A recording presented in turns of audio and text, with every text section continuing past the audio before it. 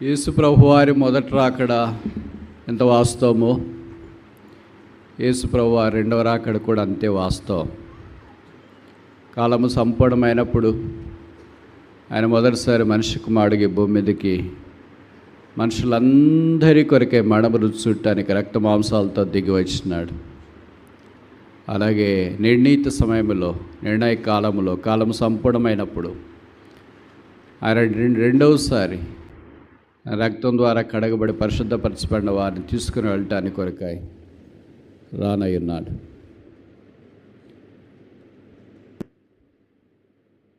కొన్ని వెనక్కి చేయలేండి, ఎవరు లేరా?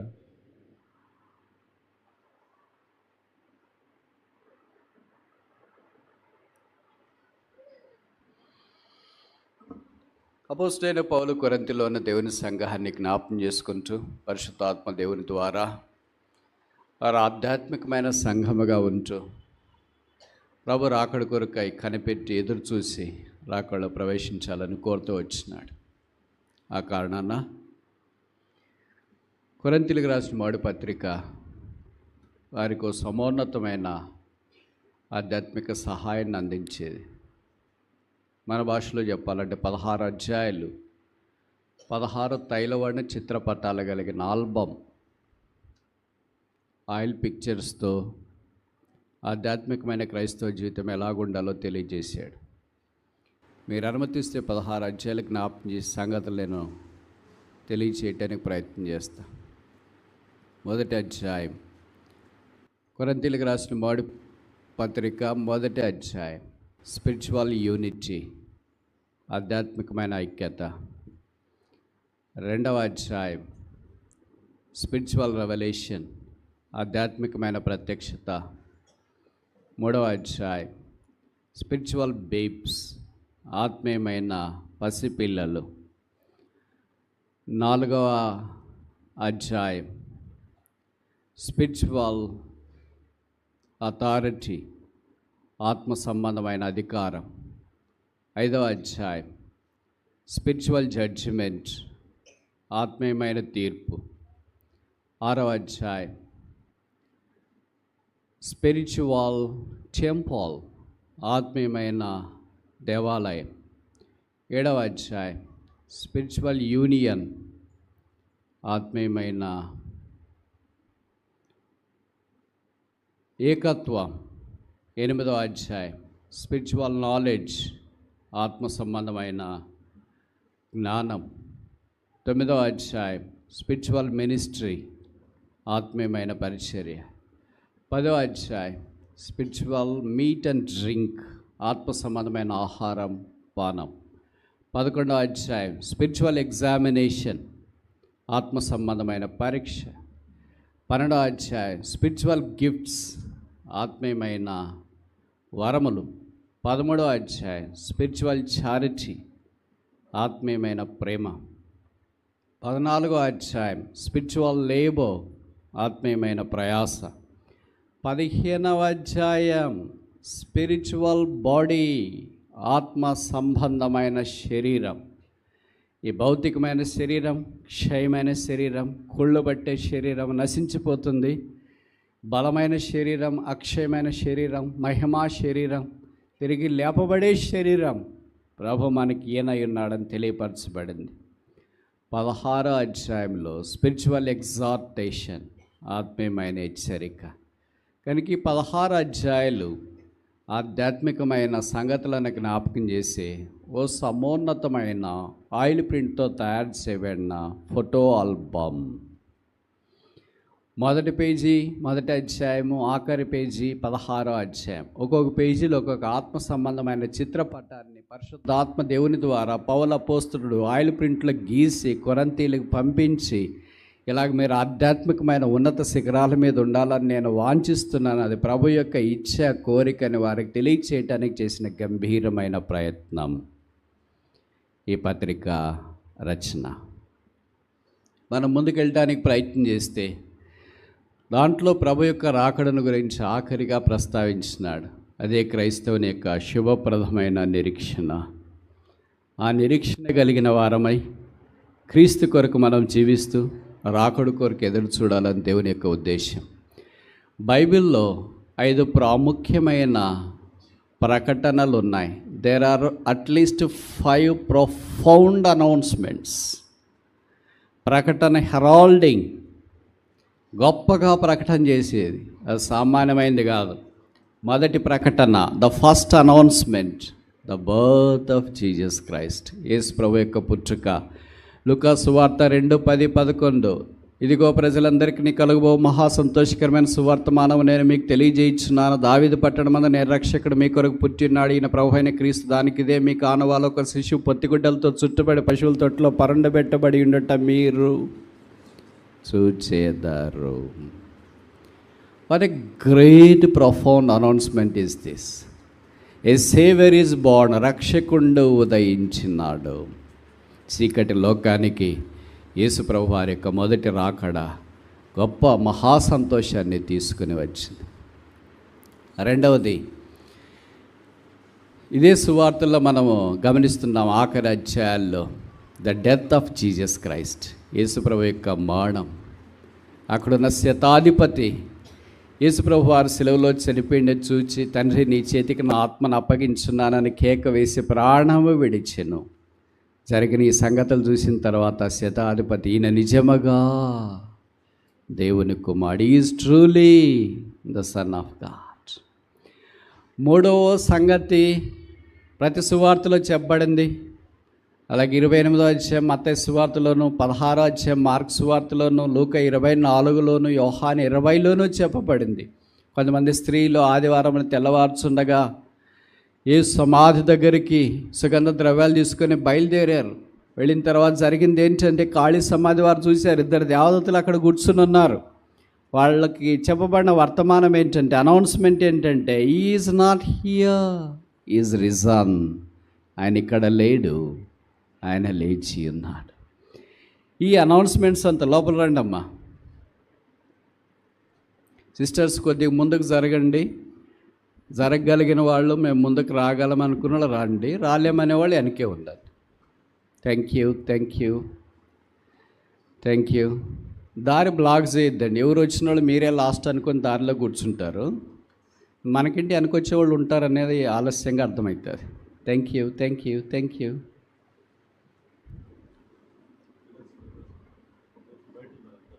బ్రదర్స్ కూడా కొంతమంది ఇట్లా వస్తే మంచిది.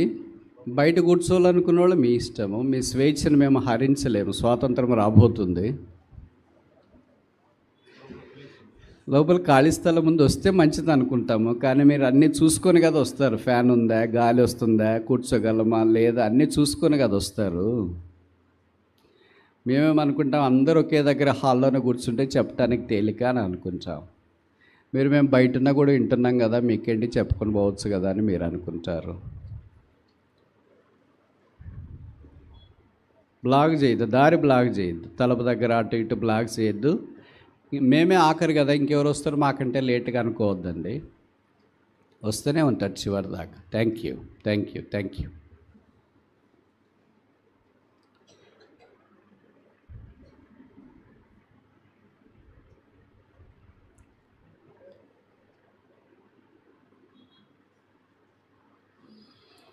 నాలుగవ ప్రకటన ఏంటంటే,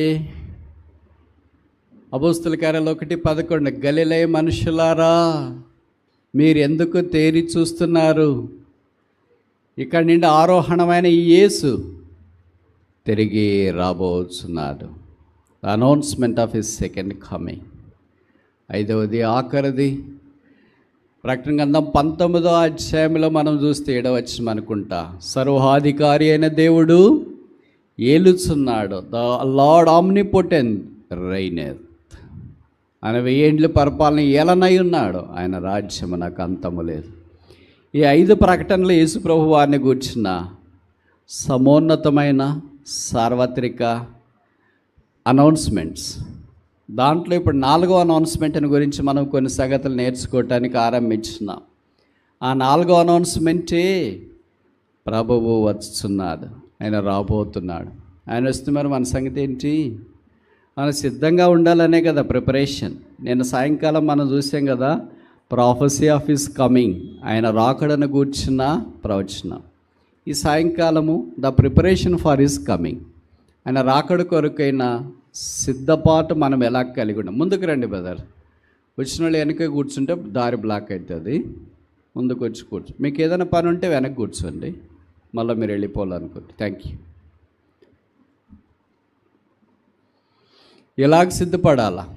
వాక్యంలో సిద్ధపాటు గురించి చాలా సంగతులు రాయబడ్డాయి. నేను ఒక 5 విషయాలు మీ గమనానికి పరిచయమైనవి తెలియజేయటానికి ప్రయత్నం చేస్తా. మొదటిది, యేసు ప్రభువారు ఈ భూమి మీద ఉన్న దినాల్లో శిష్యులైన వారికి, తన చుట్టూన్న వారికి ఈ సంగతులు పరిచయం చేశాడు. Mark 13:33, mark chapter 13 verse 33. Mark సువార్త 13వ అధ్యాయం 33వ వచనం. Mark chapter 13 verse 33. మార్కు 13:33. 32 చదువుతా. ఆ దినమును గూర్చియు ఆ గడియను గూర్చియు తండ్రి తప్ప ఏ మనుష్యుడైనను పరలోకమందలి దూతలైనను కుమారుడైనను ఎరగరు. కనుక జాగ్రత్త పడుడి, మెలకుగా నుండి ప్రార్థన చేయండి. ఆ కాలం ఎప్పుడు వస్తుందో మీకు తెలియదని బైబిల్లో రాసింటే తెలుసు అని మనం చెప్తున్నాం. మాకు తెలిసి ఎప్పుడు వస్తాడో క్యాలిక్యులేషన్లు అన్నీ చేసేసారు. వాళ్ళు తెలిసి వీళ్ళు తెలుసు. ఇక్కడ రాసిన దేవదూతలకే తెలియదంటే మనుషులకి ఎలాగ తెలుస్తుంది? దేవదూతల కంటే గొప్పవాళ్ళ ఏంటి మనుషులు? దేవదూతలు ఎప్పుడు దేవుని సన్నిధిలో ఉండేవాళ్ళు, వాళ్ళకి తెలియదని వాక్యంలో ఇంత స్పష్టంగా రాస్తే మనుషులు ఏదో క్యాలిక్యులేషన్ వేసి పలానా రోజు వస్తాడు, పలానా రోజు రాబోతున్నాడు అని చెప్తా ఉంటే దాన్ని పలానా రోజు వస్తాడంటే కదా బ్రదర్, దాన్ని ఇంకా వైరల్ చేస్తున్నారు వీళ్ళు. ఎవరు చెప్పినా ఎన్న అమ్మద్దండి, బైబిల్లో రాశారు కదా. ఎవరికి తెలియదు ఎప్పుడు వస్తున్నాడో మీకు తెలియదు. ఈ డు నాట్ నో అంటే వీ నో అంటే ఏమైనా అర్థం ఉందా దీనికి? ఏమంటారు? అవిధేయత అంటే ఇదే కదా. మీకు తెలియదంటే మాకు తెలుసు అంటే ఏమైనా అర్థం? చాలాసార్లు మనం అలాగే ప్రవర్తిస్తాం. మరి మనకు తెలియదు, ఏం చేయాలా? మెలకువగా ఉండి ప్రార్థన చేయాలి. కనుక మొదటి సంగతి ఏంటి? సప్లికేషన్, ప్రార్థన. సిద్ధపాటులో ప్రార్థన మనల్ని సిద్ధపరుస్తుంది. కనుక ఆధ్యాత్మిక క్రైస్తవ జీవితం యేసుప్రభు రాకడి కొరకు మనం సాగిపోతున్నప్పుడు ప్రార్థన చాలా ప్రాముఖ్యమైంది. యేసుప్రభు వారు కొండ మీద ప్రసంగంలో 5, 6, 7 అధ్యాయాల్లో శిష్యులకు ఎలాగ ప్రార్థన చేయాలో నేర్పించిన సంగతి మనకు పరిచయం. అందుకే 6వ అధ్యాయంలో మీరు ప్రార్థన ఇలాగూ చేయుడి అని యేసుప్రభువే శిష్యులకు బోధిస్తూ వచ్చినాడు. ఆ సంబోధనే పరలోకమందున్న మా తండ్రి. ప్రార్థన ఎలాగ అనేది తెలుసుకోవాలనుకుంటే యేసుప్రభు ఎలాగ ప్రార్థన చేసినాడో అది మనం చూసుకోవాలా, చదువుకోవాలా. అలాగే భక్తులు ఎలాగ ప్రార్థన చేసినారో అది చూడాలా, అది చదువుకోవాలా. ఆ ప్రకారం చేయడానికి ప్రయత్నం చేయాలి. నేను మీకు ఒక విషయం చెప్పదలుచుకున్నా. బైబిల్ అంతట్లో ఎవరైనా స్టార్టింగే హల్లెలూయా హల్లెలూయా హల్లెలూయా స్తోత్రం స్తోత్రం స్తోత్రం స్తోత్రం స్తోత్రం స్తోత్రం యేసుప్రభు అని ప్రార్థన ఆరంభించిన వాళ్ళు ఉంటే ఒక్కరని చెప్పండి. ఉన్నారా? అబ్రహాం 18వ అధ్యాయంలో ఆదికాండంలో చేసిన ప్రార్థన ఎంత చక్కగా రాయబడింది. సర్వలోకమునకు తీర్పు తీర్చు దేవా, 50 మంది ఉంటే నాశనం చేయవు కదా. 45, 40, 30, 20, 10 అక్కడ ఎక్కడైనా రాసినారా? స్తోత్రం స్తోత్రం స్తోత్రం స్తోత్రం హల్లెలూయా హల్లెలూయా. అది ఆరంభంలో రాయబడిన ప్రార్థన. అక్కడి నుండి చివరి ప్రార్థన. బైబిల్లో చివరి ప్రార్థన ఏంటో తెలుసా? What is the last prayer in the Bible? బైబిల్లో చివరి ప్రార్థన ఏంటి? వ్రాయబడిన చివరి ప్రార్థన.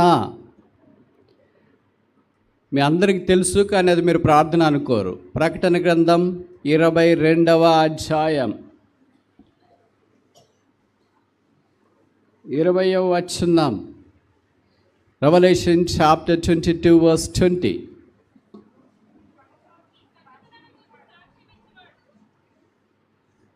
నేను చదువుతానండి.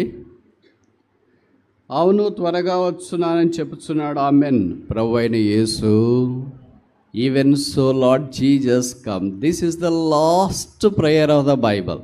బైబిల్లో వ్రాయబడిన ఆఖరి ప్రార్థన ఏంటంటే ఈవెన్ సో లార్డ్ జీసస్ కమ్. ప్రభు అయిన యేసు రమ్ము. ఈ ప్రార్థనలు అన్నిట్లో మనం చూస్తే ఎక్కడైనా ఇప్పుడు మీరు ఆయా స్థలాల్లో వినే ప్రార్థనలో ఎక్కడైనా రాసినారా? ఇవి కొంతమంది చెప్తుంటారు కదా, ప్రార్థన అంటే మనం దేవుడితో మాట్లాడమే, మన అక్కర్లు చెప్పుకోవడమే అని. అది కూడా మంచిదే. అదేంటంటే కేజీ ప్రాయర్. ప్రార్థనలో చాలా దశలు ఉంటాయి. చదువులో కూడా చదువు అయిపోయిందని ఒకటో తరగతి చేరిన వెంటనే చదువు అయిపోయిందని వస్తే అయిపోయినట్లేనా? 10th క్లాస్ పాస్ అయ్యి నాది కూడా చదువు అయిపోయిందంటే అయిపోయినట్లేనా? There is lot to go. ఇంకా చాలా చదివేది ఉంది, దానికి ఏం అంతమేమి ఉండదు. అలాగే మనం ఏదో కొద్దిగా ప్రార్థన, దేవా నా కష్టాలు తీర్చున్న, ఆపదలు తీర్చని ప్రార్థన నేర్చుకుంటే ప్రార్థన వచ్చినేసినట్లేనా? ఆ ప్రార్థనలో ప్రాథమికమైంది యేసుప్రభువు వారు మత్తయి సువార్త 6వ అధ్యాయంలో చెప్పాడు. కొంతమంది అంటుంటారు నన్ను, మీ సహవాసంలో అంతా బాగుంది కానీ ఈ పరలోక ప్రార్థన చివర్లు చెప్పరేంటండి అని. నేను వాళ్ళని అడగారు, ఎందుకు చెప్పాలండి అని. కాదండి అందరు చెప్తున్నారు కదా, మీరు చెప్పడానికి ఏమి అని. అప్పుడు నేను అన్నాను, యేసుప్రభువు వారు ఆ పరలోక ప్రార్థన శిష్యులకు నేర్పాడు. ఆ తర్వాత ఎప్పుడైనా యేసుప్రభువు వారు ప్రార్థన అయిపోయిన తర్వాత ఈ ప్రార్థన చేశాడా? ఆఖరి ప్రార్థన మనందరికీ తెలుసు కదా, యోహాను సువార్త 17. ఆ ప్రార్థన అయిపోయిన తర్వాత ఈ ప్రార్థన చేయాలి కదా, పరలోకమందున మా తండ్రి నీ రాజ్యం వచ్చును గాక నీ చిత్తం అది చేయాలి కదా, చేయలేదే. పోనీ శిష్యుల దగ్గరికి వస్తాం, పేతురు, అపోస్తులుడు, వీళ్ళందరూ ప్రార్థన చేసినారు. అపోస్తుడైన పౌలు చాలా సంఘాల కొరకు ప్రార్థన చేసినాడు. అసలు ఆయన పేరే ప్రార్థనా పాడు, ఎందుకంటే బిహోల్డ్ ది ప్రేయర్, ఆయన ప్రార్థన చేయించున్నాడని ఆయన గురించి చెప్పబడుతూ వచ్చింది. కనుక ఆయన చాలా ప్రార్థనలు చేసినాడు. మీరు దేవుని యొక్క మహాత్మ్యం ఎరగాలని, ఆయన పోలికలోనికి రావాలని, నేను మీ విషయమై విడవక మానక ప్రార్థన చేయించున్నాను అని అన్నాడు. మరి అప్పుడేంటి సైడ్ చేయలేదేంటి? మర్చిపోయాడా? రాదా? తెలియదా? ఆ తర్వాత ఎక్కడ ఈ ప్రార్థన మనకు కనపడదు. అంటే తప్పని కాదు అర్థము, ఇది కేజీ ప్రార్థన, సాధారణంగా మనం నేర్చుకోవాల్సిన బేసిక్ ప్రేయర్. ఆ తర్వాత మామూలుగా మన ప్రార్థన అంటే మన అక్కలు దేవుడికి చెప్పుకోవడం, తండ్రితో ఎలాగ మాట్లాడతామో అలాగే మాట్లాడుకోవడం అండి అని. సత్యదాకా అలాగే మాట్లాడతారా తండ్రితో?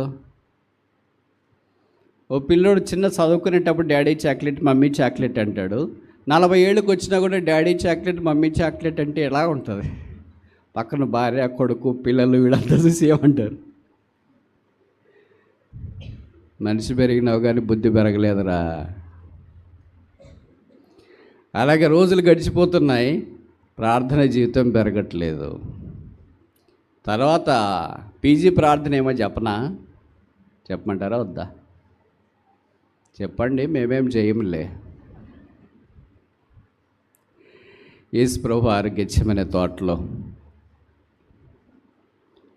చేసిన ఆఖరి ప్రార్థన మనకు పరిచయం. అది కూడా ప్రార్థన. ఆయన చెమట రక్త బిందువులుగా మారింది. ఆ ప్రార్థన ఏంటంటే, not my will but thy will be done. నా చిత్తము కాదు, నీ చిత్తమే. That's PG prayer. Prayer is not just telling what we need to God. Prayer is seeking the will of God to be accomplished in our lives. మన జీవితాల్లో దేవుని చిత్తము నెరవేర్చబడటానికి మనల్ని మనం అప్పగించుకునే స్థలమే, సమయమే ప్రార్థన. ఇప్పుడు చెప్పండి, మనం కేజీ ప్రార్థన చేస్తున్నాం, పీజీ ప్రార్థన చేస్తున్నాం? ఏది లేదా? నా దగ్గర ఒక స్టేట్మెంట్ ఉంది. ఆ స్టేట్మెంట్ మొదటిది ఏంటంటే, నో ప్రేయర్ నో పవర్. రెండవది ఏంటంటే, లెస్ ప్రేయర్ లెస్ పవర్. మూడవది ఏంటంటే, మోర్ ప్రేయర్ మోర్ పవర్. ఈ 3 స్టేట్మెంట్లో 1, 2, 3లో మనం ఏ స్టేట్మెంట్లోకి వస్తాం? 1, 2, 3?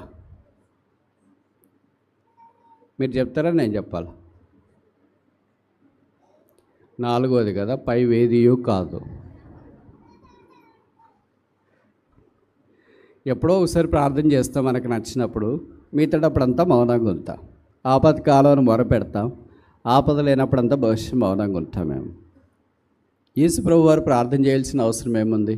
ప్రార్థన ఎందుకు చేస్తాము అని అంటే, మనందరం ఏమనుకుంటామంటే, ఏం మనుషులం కదండి, అక్కర్లు ఉన్నాయి కదా, ఫ్యామిలీ ఉంది కదా, ఇవన్నీ తీరాలంటే మరి ప్రార్థన చేయాలి కదా. యేసుప్రభుకి ఏం ఫ్యామిలీ లేదు కదా, ఎందుకు చేశాడు? దానియేలుకి ఏం కుటుంబం లేదు కదా, ఎందుకు ప్రార్థన చేసినాడు? వాళ్ళు చేసే ప్రార్థనలు అస్సలు మనకి వాళ్ళకి ఎక్కడ పోలిక దగ్గర కూడా రాము.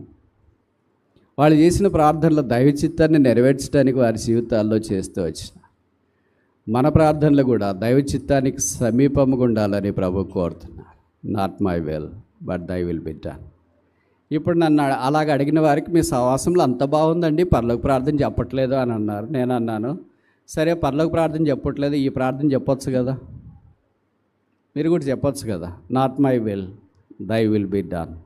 నా చిత్తము కాదు మీ చిత్తమే సిద్ధించును గాక. ఇది అంటామా? అంత తేలిక కాదుగా, అంత సామాన్యం కాదుగా. యేసు ప్రభు వారు మనకు నేర్పించే పీజీ ప్రార్థన ఇది. ఇప్పుడు మనం కేజీ ప్రార్థనలో ఉన్నామా, పీజీ ప్రార్థనలో ఉన్నామా? చెప్పండి. మేధావులు మౌనంగా ఉండడు, సమాజానికి చేటు. మీరు మెలకువగా ఉండి ప్రార్థన చేయండి, సప్లికేషన్. రెండవది చూస్తామా? మత్తయి సువార్త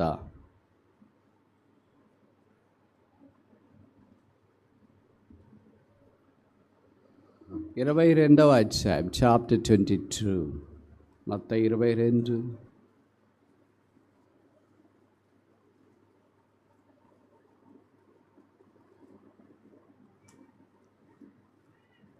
(29) 22వ అధ్యాయము 29వ వచనం.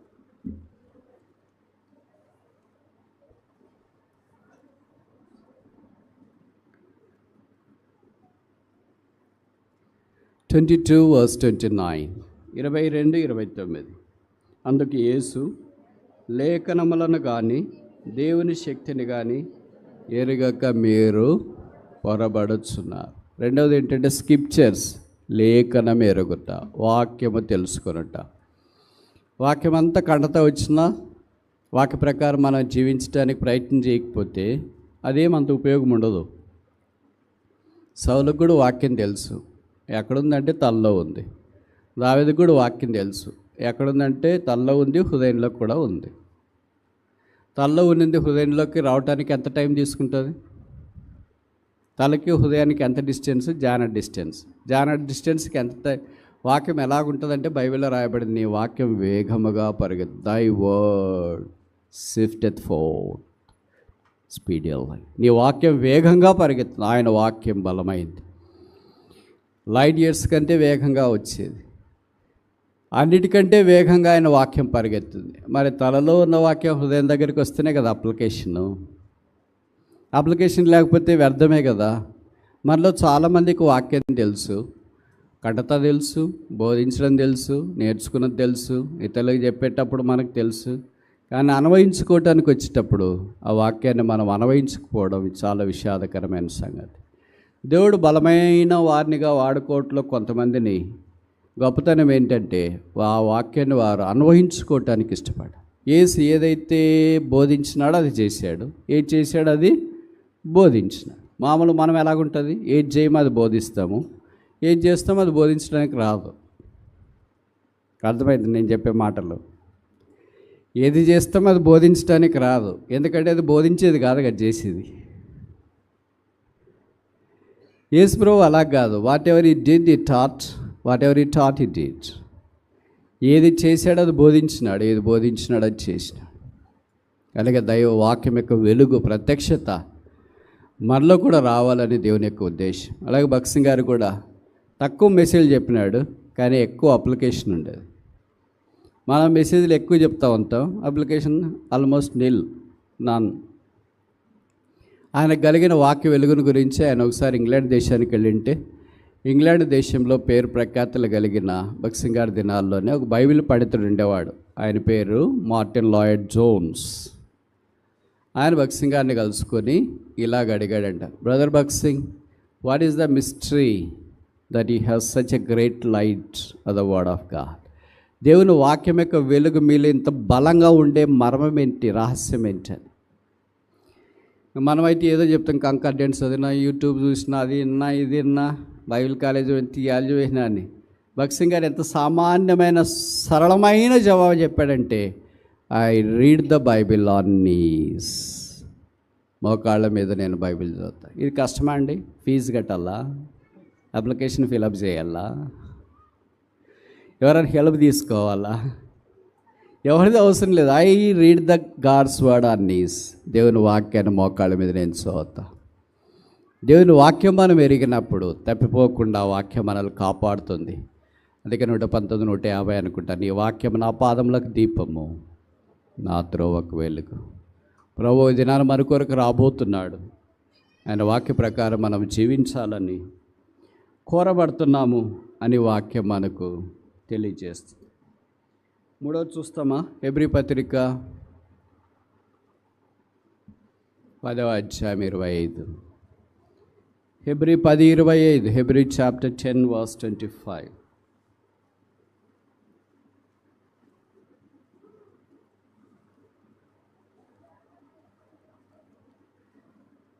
హెబ్రీ 10:25 మనకు తెలుగులో 24-25 కలిసి ఉన్నాయి. నేను చదువు. కొందరు మానుకొనుచున్నట్టుగా సమాజంగా కూడట మానక ఒకరినొకడు హెచ్చరించు, ఆ దినము, ఏ దినము? వెరీ గుడ్, చాలా బాగా చెప్పారు. ఇంత బాగా చెప్తారని నేను అనుకోలేదు. ఆ దినము, ఆ దీర్ఘం ఎక్కడ దాకా వెళ్ళింది? అక్కడ దాకా వెళ్ళింది. Very good. ప్రభు వచ్చే దినాన్ని ఇది జ్ఞాపం చేస్తుంది. ఆ దినము సమీపించుట మీరు చూచిన కొలది మరి ఎక్కువగా అలాగూ చేయడి. శాంక్చురీ, పరిశుద్ధ స్థలం, యేసు ప్రభు యొక్క సంఘముగా మనము యేసు రక్తం ద్వారా కడగబడి చేర్చబడ్డాం. తూర్పు నుండి, పడమర నుండి, ఉత్తరం నుండి, దక్షిణం నుండి ఆయన సమకూర్చున్నాడు. ఇప్పుడు సంఘములో ఉన్నప్పుడు కొందరు సమాజముగా కూడట మానినట్లుగా, అంటే కొందరు మానేశారు. ఇక్కడ కూర్చున్న వాళ్ళు కూడా, వాళ్ళు మానేయటానికి 1,00,000 కారణాలు ఉన్నాయి. కారణాలన్నీ కరెక్టే ఉండొచ్చు, కానీ మానేయడం మాత్రం కరెక్ట్ కాదు. మీరు మానేయటానికి చెప్పే కారణాలు, సేవకుడు బాగలేడు, ఎల్డర్స్ బాగలేరు, బోధ బాగలేదు, వాళ్ళు ఎవరికి ఆత్మీయత లేదు, ఇవన్నీ కారణాలు అన్నీ కరెక్టే ఉండొచ్చు. కానీ మీ కారణాలు బట్టి మీరు మానేయడం మాత్రం కరెక్ట్ కాదు. ఈ కారణాలు ఉన్నా కూడా మీరు వచ్చింటే మందిరానికి, అది కరెక్ట్. మందిరానికి 5 రకాలైన ప్రజలు వస్తారు. మొదటి రకం చెప్పమంటారా? ఫార్మల్ బిలీవర్స్, అంటే వస్తుంటారు పోతుంటారు.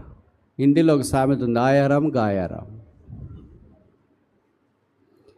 వచ్చినారు, కూర్చున్నారు, వాళ్ళు ఫేషియల్ ఇండెక్స్ ఉంటుంది కదా, FRS అని, అది వేసుకున్నారు, ప్రభుత్వం వెళ్ళిపోతూ ఉంటారు. యాప్లో పడిపోయింది. ఎందుకు వచ్చినారో వాళ్ళకి తెలియదు, ఎందుకు వెళ్తున్నారో కూడా అసలే తెలియదు. అది మొదటి రకం. రెండవ రకం ఏంటంటే ఫెస్టివ్ బిలీవర్స్, పండగలప్పుడు వస్తారు.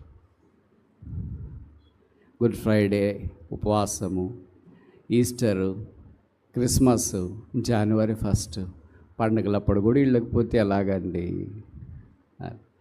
అలాంటి వాళ్ళు ఇక్కడ కొంతమంది ఉన్నారు. వాళ్ళు పండుగ విశ్వాసం వస్తారు. వచ్చినా కూడా ఎక్కడో కూర్చొని ఉంటారు. వాళ్ళు ఏదో తలొస్తుంటారు, ఏదో ఆలోచిస్తుంటారు. వాళ్ళ దారిన వాళ్ళు వచ్చి వాళ్ళ దారిన వాళ్ళు వెళుతుంటారు. ఇది రెండవ రకం. మూడవ రకం ఏంటంటే ఫంక్షనల్ బిలీవర్స్. వాళ్ళకి ఏదైనా పని అప్పగిస్తే, పని అంటే మన భాషలో, వాళ్ళ భాషలో పవర్, అధికారం. ఏదైనా పరిచయం, సండే క్లాస్ టీచరా, యూత్ లీడరా, కిచెనా, ఏదో ఒకటి ఇన్ఛార్జ్ ఇచ్చినారంటే వాళ్ళు వస్తుంటారు. అది లేదనుకో ఇంకోళ్ళు రారు. అది మూడవ రకం. నాలుగవ రకము, ఇది చాలా డిఫరెంట్ రకం, ఫాల్ట్ ఫైండర్స్. వీళ్ళు ఎందుకు వస్తారంటే శాస్త్రుల పరిచయాల మాదిరి ఏం తప్పు వాక్యం చెప్తాడు, ఏం తప్పు రెఫరెన్స్లు చెప్పినాడు, ఎంత తప్పు పాటలు పాడినారు, ఎవరు ఏమేమి నగలు వేసుకుని వచ్చినారు, ఎవరు ఎలాంటి డ్రెస్ వేసుకుని వచ్చినారు, ఎవరితో ఎలాగ తప్పులు పట్టాలి, ఆ ఎల్డర్ ఎట్లా, వాళ్ళ పిల్లలు ఎట్లా, ఈ సేవకుడు ఎట్లా, వాళ్ళ పిల్లలు ఎట్లా, ఎవరు ఎలాగున్నారు. వీళ్ళు పనే ఫాల్ట్ ఫైండింగ్ అనమాట. వీళ్ళు డైరీ కూడా రాస్తుంటారు, వాక్యం కాదు, ఫాల్స్. బ్రదర్ మీరు పలానా రోజు ఇలాగన్నారు, పలానా రోజు ఇలాగ పాట పాడారు, అది తప్పు, 2 సార్లు పాడాలా, ఒకేసారి మీరు పాడారు, ఒకసారి పాడాలా, 2 సార్లు మీరు పాడినారు. రెఫరెన్స్ కూడా తప్పులు చెప్పినాం. మేమంతా మానవులమే కదా, తప్పులు చెప్తూ ఉంటాం, తప్పు జరుగుతూ ఉంటుంది. But it's not a blunder, it's a human error. To err is human. అంటే మన తప్పులు సమర్థించుకుంటున్నామని కాదు. ఒకవేళ రిఫరెన్స్ చెప్పేది లూకా మత్తయి చెప్పొచ్చు, మత్తయి లూకా చెప్పొచ్చు, మోషే అహరోన్ అని చెప్పొచ్చు, అహరోన్ మోషే అని చెప్పొచ్చు. These are all human errors. కొన్నిసార్లు వయసును బట్టి ఆ ఒక్క 5 సెకండ్లు 10 సెకండ్ల మైండ్ పనిచేయదు, బ్లాక్ అవుతుంది. ఆ బ్లాక్ అయినప్పుడు కొన్నిసార్లు పొరపాట్లు దొరుకుతూ ఉంటాయి. ఇవన్నీ హ్యూమన్ ఎర్రర్స్. తప్పు వాక్యం ప్రకటిస్తే అది వేరే. యేసు ప్రభు లేకుండా మీరు పరలోకానికి వెళ్తారంటే అది వేరే. బైబిల్ చదవాల్సిన పని లేదంటే అది వేరే. ఇవాళ ఆల్ హ్యూమన్ ఎర్రర్స్. అంటే వాక్యం చెప్పేటప్పుడు రెఫరెన్స్లు తప్ప చెప్పడము, లేకపోతే పాడబడేటప్పుడు సాగదీయడము, లేకపోతే కట్ చేయడం. These are all simple things. ఇవి పరలోక రాజ్యానికి వెళ్ళకుండా ఆపవు, ఇవన్నీ మార్చుకోవచ్చు. పరలోక రాజ్యానికి వెళ్ళేది యేసు ప్రభు యొక్క శిలువ రక్తం ద్వారా కడగబడి శుద్ధీకరించబడటం మాత్రము ద్వారానే. మిగతా ఏది పరలోక రాజ్యానికి దగ్గరికి కూడా మనల్ని తీసుకురాలేదు. వీళ్ళు ఫాల్ట్ ఫైండర్స్. వాళ్ళు ఎప్పుడు ఇలాగే చేస్తూ ఉంటారు. వాళ్ళ పేర్లు ఏమంటే పరిసయ్యులు. వాళ్ళు పరిసయ్యులు ఏంటంటే వాళ్ళు పోరు, వేరే వాళ్ళని కూడా పోనీయరు. ఎక్కడికి? Very good. అంత కరెక్ట్గా ఎట్లా చెప్తున్నారు మీరు? ఎక్స్పీరియన్సా? పరలోక రాజ్యానికి వాళ్ళు పోరు, పోయేవాళ్ళని పోనీయరు. మందిరానికి వాళ్ళు వెళ్ళరు, వెళ్ళేవాళ్ళని కూడా వెళ్ళనీరు. ఎవరైనా మందిరికి వెళ్దాం రండి బ్రదర్, మీటింగ్స్ కదా అంటే అక్కడ ఎవరు మంచోళ్ళు ఉన్నారు బ్రదర్? ఎవ్వరు మంచోళ్ళు లేదు. స్టేజ్ మీద ఉండేవాళ్ళు మొదలుకొని కింద చెప్పుల స్టాండ్లో ఉండేవాళ్ళు దాకా ఒక్కరు మంచోళ్ళు చెప్పండి బ్రదర్, నేను అక్కడే వచ్చి ఉంటా. మంచోళ్ళు కాదు కనుక ఇక్కడికి వచ్చినావు, మంచోడు కనుక నువ్వు బయటే ఉండవు. నువ్వు మమ్మల్ని కూడా మార్చవచ్చు కదరా లోపలికి. రావట్లేదు ఎందుకని? మేము మారుతామని భయమా, నువ్వు మారుతామని భయమా? ఈ రెండిట్లో ఏదో ఒకటి అని ఉండాలి కదా. మేము నీ వల్ల అవుతామని భయమని ఉండాలా, లేకపోతే నువ్వు మా వల్ల అవుతావనే భయమన్న ఉండాలి. బయట నిలబడి మాట్లాడడం కాదు, లోపలికి వచ్చి మాట్లాడాలి. బయట చాలా మాట్లాడతాం. ఒక కుటుంబానికి వెళ్ళబడి చాలా మాట్లాడవచ్చు. కుటుంబంలో ఉండే మాట్లాడడం వేరే. ఇంట్లో ఉన్న నాన్న, అమ్మ, ఈ పిల్లలు, అన్న, అక్క, తమ్ముడు, చెల్లెలు, వాళ్ళకి ఏదైనా బలహీనతలు ఉన్నాయనుకోండి, బయట నిలబడి మాట్లాడు. మా నాన్న తాగేసి వస్తాడండి, మా అమ్మ డబ్బులు ఎక్కువ ఖర్చు పెట్టేస్తుందండి అని బయట నిలబడి మాట్లాడరు. వాళ్ళ కుటుంబంలో సార్ట్ చేసుకుంటారు వాళ్ళ ప్రాబ్లమ్స్. That's called family. మనది ఆధ్యాత్మికమైన కుటుంబం అయిన తర్వాత మనం కూడా అంతరంగంగా ఏదన్నా సమస్యలు ఉంటే సార్ట్ చేసుకోవాలి, కానీ బయట నిలబడి మాట్లాడితే ఏం లాభం ఉంది? అలాంటి వాళ్ళు చాలామంది ఉన్నారు. ప్రభు రాకడ వస్తుంది, ఇంకెంతకాలం బతుకుతామని చెప్పండి. ఇంకెంతకాలం నేను చాలా ఏళ్ళు బతుకుతాననే వాళ్ళు చెప్పండి. ఎవరైనా ఉన్నారు అలాగా?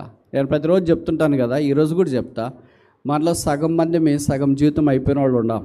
35 ఏళ్ళు అయిపోతే సగం అయిపోయినట్లే, 40 అయినా ఇంక సగం అయిపోయినట్లే. ఎందుకంటే బైబిల్లో రాశారు 70 ఏళ్ళ ఆయుష్, అధిక బలం ఉంటే 80 సంవత్సరాలు. మరి సగం అయిపోయిన వాళ్ళే కదా ఇక్కడ ఉండేది. ఎట్లా చెప్తారు బ్రదర్ మీరంటే, కంటికి అద్దాలు వచ్చినాయి కదా. 40 దాటితేనే అద్దాలు వచ్చేది. డాక్టర్ దగ్గరికి వెళ్ళిన వెంటనే, డాక్టర్ గారు నాకు కంట్లకు కనపడట్లేదంటే ఫస్ట్ అడిగే ప్రశ్న ఇది. ఏమని? మీ వయసు ఎంత? వయసు చెప్పడానికి సిగ్గుపడితే అక్కడ దాకా పోవాల్సిన పని లేదు. నా వయసుతో పని ఏముందండి, అద్దాలు రాయొచ్చుగా మీరు. వాళ్ళు చెప్తారు 40 దాకా వస్తేనే మీకు కంటి చూపు ప్రాబ్లం వస్తుంది. ఇప్పుడు చాలా చిన్నపిల్లలకు కూడా వస్తుంది అనుకోండి, అది వేరే విషయం. 40 వచ్చినాయంటే సగం అయిపోయినట్లు. ఇంకా ఆ తర్వాత ఏముంది? నేను ఉదయం చెప్పాను కదా, ఇప్పుడు 40 ఏళ్ళ దాకా బహుశా బైబిల్ 40 ఏళ్ళ దాకా ఏం జరుగుతుందంటే మనం చెప్పినట్లు శరీరం వింటుంది. 40 తర్వాత ఏం జరుగుతుందంటే శరీరం చెప్పినట్ల మనం వినాలా. నువ్వు కింద కూర్చోలేవు, కుర్చీలో కూర్చుంటే సరేలే. నువ్వు ప్రార్థన ఫాస్టింగ్ ప్రేయర్కి పోలేవు, నిద్రపో అంటే సరేలే. నువ్వు సువార్తకు పోలేవు, ఇంట్లోనే ఉండి ప్రార్థన చేయి, కావాలంటే నిద్రపో అంటే సరేలే. శరీరం మనకు ఆర్డర్ ఇస్తుంది, ఆ ఆర్డర్కి మనం స్పందిస్తాం. నేను ఎందుకు పోలేను, నేను పోగలను కదా, ఎందుకు అలాగంటావు అంటే, అయ్యో పక్కన భార్య కొడుకు ఎవరో ఉంటారు కదా, షుగర్ వచ్చి ఎక్కువైపోయి పడిపోతే ఎవరు చేస్తారు? ఆ సువార్త మానేసి నీ చుట్టే తిరగాల్సి వస్తుంది. అదేదో పోకుండా ఇక్కడ ఉంటే ప్రార్థన చేస్తే మంచిది. శరీరం ఎంత డామినేట్ చేస్తుంది చూడండి. దైవ పనిలో మనం ముందుకు వెళ్లకుండా డామినేట్ చేస్తుంది. అందుకే కాలము దగ్గరకు వచ్చింది. వస్తున్నవాడు ఆలస్యం చేయకుండా వస్తాడు. దేవుని మందిరానికి రాకుండా మానివేయద్దు. చాలా సమస్యలు ఉండొచ్చు మానేయటానికి. మీరు చెప్పే సమస్యలన్నీ వాస్తవాలు అయి ఉండవచ్చు, కానీ మానేయడం మంచిది కాదు. బైబిల్ రాయబడింది, మేము మా దేవుని మందిరమును విడిచిపెట్టాం. కొందరు విడిచిపెట్టినారు అలాగా. బైబిల్లో రాశారు, మనం కూడా చూస్తూ ఉంటాం. గాలిపటాకం, సంక్రాంతి గాలిపటాకం వదులుతారు కదా, అది ఎక్కడ వదిలింటారు, దారం ఎక్కడ ఉంటుందో తెలియదు. వాళ్ళేమో ఎక్కడ అంతా తిరిగేసి ఉండవాళ్ళంతా తిరిగేసింటారు. అదే తీర పొరపాటున దారం కానీ గాలిపటాకం కానీ దేని చెట్టుకో కొండకో ఏదైనా కుట్టుకునింది అనుకోండి, ఇంకా వదిలేని పిల్లోడన్న పోవాలో దాన్ని అన్నా వదిలేయాలి. అలా కొంతమంది విశ్వాసులు ఉండిపోయారు. వాళ్ళు ఎక్కడికి వెళ్తారో తెలియదు, ఏం చేస్తారో తెలియదు. నీ బతకొకటే నష్టపోతే పర్వాలేదేమో, కానీ నీ కడుపులో పుట్టిన పిల్లలకు కూడా నష్టపోయే ప్రమాదం ఉంది. అందుకే ఈ హెచ్చరిక. We are more interested not only in you but the generation that comes out of you. నీ విషయం మాత్రమే మాకు పట్టింపు కాదు, కానీ నీ గర్భంలో నుండే వచ్చేవారి కూర్చి కూడా పట్టింపు. రాబోతరం వారు దేవుని కొరకు స్తంభాలుగా నిలబడాల. దేవుని మంది రావడంలో నెక్స్ట్ జనరేషన్గా వారు నిలబడాలా. నీ స్థానం అయిపోయిన తర్వాత వారు ఆ స్థానంలో లేకపోతే, నువ్వు కూర్చునే స్థలం ఖాళీగా ఉంటే, నువ్వు ప్రార్థన చేసే స్థలం ఖాళీగా ఉంటే, నువ్వు ఆరాధన చేసే స్థలం ఖాళీగా ఉంటే ఏమయ్యారు నీ పిల్లలు? వేరాడదే. నీ ఒక్కడివే ఉన్నావు, నీ వచ్చి కూర్చొని ప్రార్థన చేసినావు, ఆరాధన చేసినావు, పరిచయలో పాలు పొందినావు. ఆ బ్రదర్ ఇక్కడ కూర్చునేవాడు, ఆ అక్క ఇక్కడ కూర్చునేవాడని ఇతరుల విశ్వాసులకు కూడా తెలుసు. బట్ నువ్వు పెద్ద వ్యక్తి అయిపోయావు, రాలేకపోతున్నావు. ఇప్పుడు మరి నీ పిల్లలు ఏమయ్యారు? వేరాడదే. వాళ్ళు పాశ్చాత్య దేశాల్లో ఉంటే అది వేరే విషయము. ఇక్కడే ఉండి కూడా మందిరానికి రాకపోతే మీ బిడ్డలకు మీరు ఆస్తులు, డబ్బులు, ఇవన్నీ బంగారం ఇవన్నీ ఇవ్వడం గొప్ప సంగతి ఏం కాదు. లోకం కూడా అదే చేస్తుంది. అందుకే నేను ఎప్పుడు చేస్తుంటా, క్రైస్తవులు వారి పిల్లలకి రెండే ప్రాముఖ్యంగా ఇవ్వాలి. మొదట గాడ్, రెండవది ఎడ్యుకేషన్, చదువు. మీరు ప్రభువుని పరిచయం చేయకుండా ఉంటే తల్లిదండ్రులుగా వారి విషయంలో సరైన విధానంలో పేరెంటింగ్ చేయలేదని అర్థం. ఏం చేస్తాం బ్రదర్, చెప్తే వినరు బ్రదర్, ఇప్పుడు మాటినరు కదా బ్రదర్, బలవంతం చేస్తామా బ్రదర్, ఇవన్నీ మామూలుగా మనం చెప్పే మాటలు. బైబిల్ ఏం రాశారో తెలిసిన సమూయేలును గురించి. సమూయేలు కుమారులు చేసి చెడతానని ఏం చేయలేదంట, ఏం చేయలేదు, అడ్డుకోలేదు, చెప్పలేదు కాదు ఇది చేయొద్దురా తప్పు అని, అది చెప్పేసాడు. ప్రభు ఏం చేస్తున్నాడంటే అడ్డుకోవాలంట. ఇది అయ్యే పనేనా? సినిమాకి పోతుంటాడు ఈ బీటెక్ చదివాడు మన ఇంట్లో, పోవద్దురా అని అడ్డుకోవడం వీలైద్దా? మనందరిని తన్నిపోతాడు వాడు. అడ్డుకోవడం అంటే ఇలాగా పోతా ఉంటే వద్దు వెళ్ళొద్దు అని అడ్డుకోవడం వీలవుద్దా? బైబిల్లో రాసినారు. అంటే అది లిటరల్గా చేయమని కాదు దాని అర్థము, ప్రార్థన ద్వారా వారిని ప్రభు దగ్గరికి తీసుకురావాలని. సమూయేలు వచ్చినాడు కానీ ఆ తర్వాత కుమారులు రాలేకపోయారు. This is the tragedy of the church today. ఇది నా సంఘాల యొక్క దుస్థితి. ఇది ఉన్న సమూయేలును బట్టి సంతోషిస్తున్నాము, కానీ సమూయేలు తర్వాత వచ్చే జనాల సంగతి ఏంటి, మన తర్వాత వచ్చే రాబో తరం ఏంటి? అందుకే మీ పిల్లలైన వారికి ప్లాట్లు ఇస్తాం, ఇల్లు ఇస్తాం, వాకిలు ఇస్తాం, బండి ఇస్తాం, కారు ఇస్తాం, ఇవన్నీ చెప్పి అని డైవర్ట్ చేసి చదువు లేకుండా బీటెక్లో 4 ఏళ్ళు అట్లా ఇట్లా చెట్ల కింద తిరిగేసి అయిపోయిన తర్వాత నాకు ప్లాట్ ఇస్తానన్నారు కదా, ఇవ్వండి, బండి ఇస్తానన్నారు, ఇవ్వండి. నువ్వు ఒక ప్రయోజకుడైతే ఇవ్వాలనుకున్నా, అట్ట చెప్పలేదు మీరు. అప్పుడు నాకు ఇచ్చేస్తామన్నారు, ఇవ్వండి. తెప్పైన కుమారుడు ఒకటి తయారవుతాడు ఇంట్లో. అందుకే మీరు ముందే ఇట్లాంటివన్నీ చెప్పేసి మరి ఎక్కడ కాకుండా చేయొద్దండి. మొదట ప్రభుని గురించి పరిచయం చేయండి, యేసుని గురించి చెప్పండి, ఏషియాని గురించి చెప్పండి. దాని పిల్లలు ఆకాశంలో సూచక్రియలుగా కనిపించేవాళ్ళుగా, నక్షత్రాల వలె ప్రకాశించేవారుగా ఉన్నారు. మీ పిల్లలు యేసుని ఎరిగి బాప్తిసం తీసుకొని పరిచయంలో పాలు పొందుతుంటే తల్లిదండ్రులు ఆ దృశ్యం చూసేదానికంటే ఇంకెక్కువైన దృశ్యం ఏమి చూడగలరు? చదువుకునే పిల్లలు ఉంటే, బహుశా మీకు సామర్థ్యము ప్రభు నడిపింపు ఉంటే పాశ్చాత్య దేశంలో మంచి విద్య చదివించడానికి ప్రయత్నం చేయండి. Give the best education. మనమేమంటాం, బ్రదర్ మేము కూడా ఇక్కడే చదువుకున్నాం, మా వాడు కూడా ఇక్కడే చదువుకున్నాం. మనం చదివేటప్పుడు స్టాండర్డ్ వేరే, టూ మచ్ స్టాండర్డ్. అది గవర్నమెంట్ స్కూల్స్కి పోటీ ఎవరు ఎన్నడూ ఎప్పుడూ రాలేదు. మేము చదివే దినాల్లో మాకు ప్రతి టీచర్ స్పెషల్. ఇంగ్లీష్ టీచర్ వచ్చినా చెమటలు పడతాయి, తెలుగు ఆయన వచ్చినా, హిందీ ఆయన వచ్చినా కూడా అంతే. Every teacher was specialised. పోనీ డిగ్రీకి వచ్చిన తర్వాత అలాగే పీజీకి వచ్చిన తర్వాత ఎక్కడికి వచ్చినా ఆ టీచర్స్, ఆ ఫ్లో, ఆ ప్రజెంటేషన్, అది నేను 1వ తరగతి నుండి పిహెచ్డి దాకా గవర్నమెంట్ దాంట్లోనే చదివాను. మరి దేవుడు ఆశీర్వదించినాడు. అలాగని మీరు కూడా అక్కడే చదివించదు అన్నీ నేను చెప్పట్లేదు. మీరు ప్రార్థన చేయండి, ప్రభు ఎలాగ నడిపిస్తే అలాగా. కాకపోతే ఏం చేస్తున్నారంటే ఈ దినాల్లో విశ్వాసులు వాడు పిల్లలకు ముందే చెప్తారు, రే నువ్వేం ఒత్తిడి తీసుకోవద్దు నాన్న, మనకి గవర్నమెంట్ సీట్ రాకపోయినా పర్వాలేదు, ₹1,00,00,000 తెచ్చి మీ నాయన ప్లాట్ అమ్మేసి డొనేషన్ కట్టి మంచి సీట్ తెప్పిస్తాం. చాలామంది బిలీవర్స్ ఇక్కడ ఉన్నారు. ఆ కోటి ప్రభువుకి పరిచర్యకు వాడుకోవచ్చు, అక్కడ వాడరు. అక్కడ మాత్రం ₹5 బిల్లు ఎక్కడుంది, ఎక్కడ పెట్టావు మాయ పర్సు? ఏమంటే ఆదివారం ఆ ₹10 నోటు ఎక్కడ? మందిరానికి వచ్చేటప్పుడు ₹10 నోటు, ₹20 నోటు, ఇవి మీకు తెలుసో తెలియదు. మీరు కానకేసిపోయిన తర్వాత ఆదివారం రాత్రి కానీ సోమవారం కానీ కౌంటింగ్ చేసే వాళ్ళకి చెమట్లు పడతాయి తెలుసా. ఇంత వేసారని కాదు, అన్నీ ₹10 నోట్లో మొదటి పెట్టి వేసింటారు. ₹20 నోట్లో మొదటి పెట్టి వేసింటారు. ఆ కౌంట్ చేసేవాళ్ళు 500 నోటే మనకు అనిపిస్తుంది ఏమంటే 1, 2, 200 నోటు, అది కూడా ఒక 10, ₹100 నోటు, అదే ఇది అన్నీ చిల్లర. ఏం రాదు, అక్కడ కడుతున్నారా? వాళ్ళకి 2 ఉంటాయి కట్టేవి, డబ్బులు వసూలు చేసేవి. నేను కరెక్ట్గా సూటిగా చెప్తున్నాను, హాస్పిటల్, కాలేజీ, ఈ రెండిట్లో మీ సంపాదన పోస్తారా, ఇక్కడ పెట్టిలో పోస్తారా? అబద్ధాలు చెప్పొద్దు ఆదివారం, చెప్పండి ఎక్కడ పడతారు? నేను ఈ మాట అంటే మీరు అంటారు, బ్రదర్ ఎవరు నమ్మకస్తులు ఉన్నారు బ్రదర్ పెట్టిలో వేయటానికి? బక్సింగాడి దినాలు కాదు కదా బ్రదర్. బక్సింగాడి దినాల్లో కోట్లు ఖర్చు పెట్టి ప్రైవేట్ కాలేజీలకు చదివించారా? లక్షలు ఖర్చు పెట్టి హాస్పిటల్కి పోయారా? అంటే పోయిన వాళ్ళంతా అలాగని నేను అనట్లేదు, మళ్ళీ తప్పగా మీరు అర్థం చేసుకోవద్దండి.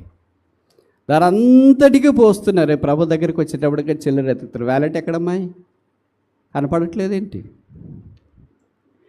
అక్కడ వేసేటప్పుడు మాత్రం బ్యాంకులో కట్టలు ఎవరికి తెలియకుండా గన్నె బ్యాగులు వేసుకొని ఫీజు కట్టేసి వచ్చిన తర్వాత ₹1,00,00,000. ఏం బ్రదర్ మా వారిని అక్కడ చేర్పించినాం బ్రదర్. ఎంత కట్టారు బ్రదర్? తెలియదు మాలాంటి అమాయకులకు ఏదో ₹1,00,000 కట్టాడేమో ఫోన్లే అనుకుంటా. ఎందుకంటే మా చదువుకు అంతా కూడా అంతే కాలేదు. ఇప్పుడు వాళ్ళకి ₹1,00,000 అంటే ₹1,00,000 స్కూలు అసలు కేజీకే తీసుకెళ్ళడానికి లేదు. కోట్లు మనీ ఫ్లో ఉంది, కానీ ఎక్కడికి వెళ్తుంది? Hospital, college, management. దేవుని మందిరాలు ఏమయ్యాయి చెప్పట్లేదేంటి? ఖాళీగా అయిపోయాయి. ఈ మాటలు చెప్తే వాక్యం చెప్పుకుని డబ్బుల గురించి చెప్పాడు ఏంటంటే, ఎవరు చెప్తారండి? ఎవరో ఒకటి చెప్పాలి కదా, అక్కడ చెప్పాలి కదా. ఈ మన పొరపాట్లు మనకు తెలియాలి కదా. మనం మెడికల్ బిల్ ఇంత కట్టుకుంటాం. కొంతమంది చెప్తుంటారు, బ్రదర్ మేము ఇంట్లో భార్య భర్త 2 పిల్లలు ఉన్నాయి, ఎవరో ఒకరు హాస్పిటల్కి పోవాల్సి వస్తుంది బ్రదర్. ఎందుకు? ఎప్పుడన్నా ఆలోచించినారా? హాస్పిటల్కి పోయి వేల పోవద్దని చెప్పట్లేదు. డాక్టర్లు కూడా ఉన్నారు, వాళ్ళు రావాలని పిలుస్తుంటారు మిమ్మల్ని. పోవద్దండి, రామక్క అని చెప్పండి. అర్థమవుతుందే నేను చెప్పే మాటలు? కానీ మీరు చాలా సంతోషపడతారు. ఏమన్నా బ్రదర్ మా ఊర్లో సూపర్ స్పెషాలిటీ ఎయిమ్స్ కూడా వచ్చింది. అది మనకు కాదు, మాకు కాదు ప్రభు. మేము వచ్చే మార్గాలు 2: ఇల్లు, ఆఫీస్, మందిరం, అంతే. That's not our place. దానికి ఎందుకు డబ్బులు ఖర్చు పెట్టుకోవాలా? దానికి ఎందుకు లక్షలు వేయాలా?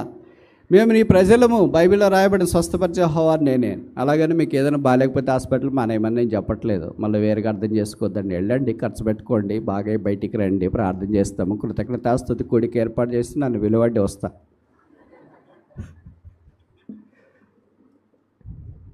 కానీ చాలా సందర్భాల్లో మనమే కొని తెచ్చుకుంటాం.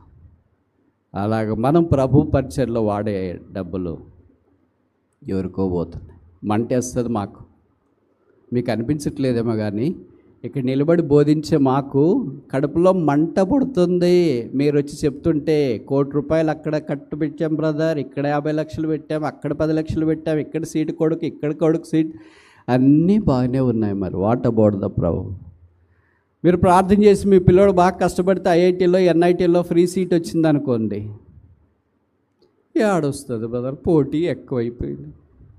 మీరు దీపం బుడ్డి పెట్టుకొని కాళ్ళకి చెప్పలు లేకుండా చినిగిపోయిన బట్టలు వేసుకున్నప్పుడు చదివి లెక్చరర్లు అయ్యారు, డాక్టర్లు అయ్యారు, టీచర్లు అయ్యారు, గొప్ప వ్యక్తులు అయ్యారే. ఇప్పుడు కరెంటు, ఫ్యాన్లు, ఏసీలు అన్నీ ఉన్నాయి. మరి ఇప్పుడు చదవటానికి ఏం బద్ధకం మీ పిల్లలకి?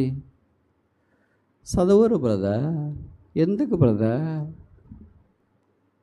భయం లేదు, దైవ భయం లేదు, దేవుని చిత్తానుసారంగా ముందుకు వెళ్ళేది లేదు. బైబిల్లో చదివిన వాళ్ళని దేవుడు ఎంత గొప్పగా ఆశీర్వదించినాడు. మోషే ఎంత చదివాడు? Expert in all the Egyptian wisdom. ఐగుప్తు యొక్క జ్ఞానం అంతట్లో 30 కాదు పాస్ అయింది.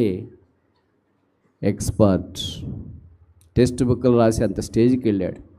మనమేమనుకుంటామంటే టెక్స్ట్ బుక్లు చదివేటప్పుడు పరీక్ష ఎవడు రాసినాడు రా నాయన, ఇంత కష్టం ఈ ఈక్వేషన్, ఈ ఫిగర్ ఇంత కష్టం, ఈ టేబుల్ ఇంత కష్టం, పక్కన వాడికి ఏం పని లేదురా. దేవుడు మన దానియేలు గురించి చెప్పబడింది. దానియేలు బబులోన్లు వారికంటే ఇంకా 10 times వైస్. దేవుని పిల్ల అలాగ తలగా ఉండాలి. ప్రభువా, నా డబ్బులు, నా సమయము నాకు సంబంధించింది, లోకానికి వద్దు. అది చెందితే నీకే చెందాల, లేకపోతే నేను నా కుటుంబానికైనా వాడుకో. పేదలు, అక్కరగలిగిన వారికైనా వెళ్ళాలి, స్వార్థ పరిసరికైనా వెళ్ళాలి. ఎవరో దారెంబడి పోయి వాళ్ళు దోచుకోవడం ఏంటండి? ఎప్పుడు అనిపించట్లేదా? మందినికి వచ్చేవాళ్ళు ఇన్ని రకాలు కనిపిస్తున్నారు. ఇప్పుడు ఎంతమందిని చూసినా 4. ఈ 4 రకాల వాళ్ళే మందినికి వచ్చేటట్లయితే ఇది మనకు ప్రోత్సాహం పురికొల్పు ఉండేది కాదు. 5వ రకం కూడా ఉంది. ఫెయిత్ఫుల్ పీపుల్, నమ్మకమైన వారు. వారికి పరిచయం ఇచ్చినా ఇకపోయినా వస్తారు, వాళ్ళని తిట్టినా ఇబ్బంది పెట్టినా వస్తారు, వారిని పట్టించుకున్నా పట్టించుకోకపోయినా వస్తారు, వాళ్ళని దర్శించినా దర్శించకపోయినా వస్తారు, వారి విషయం మనం అంతా కేర్ తీయకపోయినా వాళ్ళు వస్తారు. అలాంటి వాళ్ళు చాలా తక్కువ శేషం.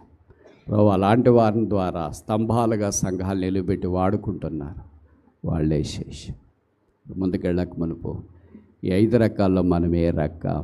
మొదటి రకమా, 2వ రకమా, 3వ రకమా, 4వ రకమా, 5వ రకమా, పైవేవి కాదా? ఏ రకం?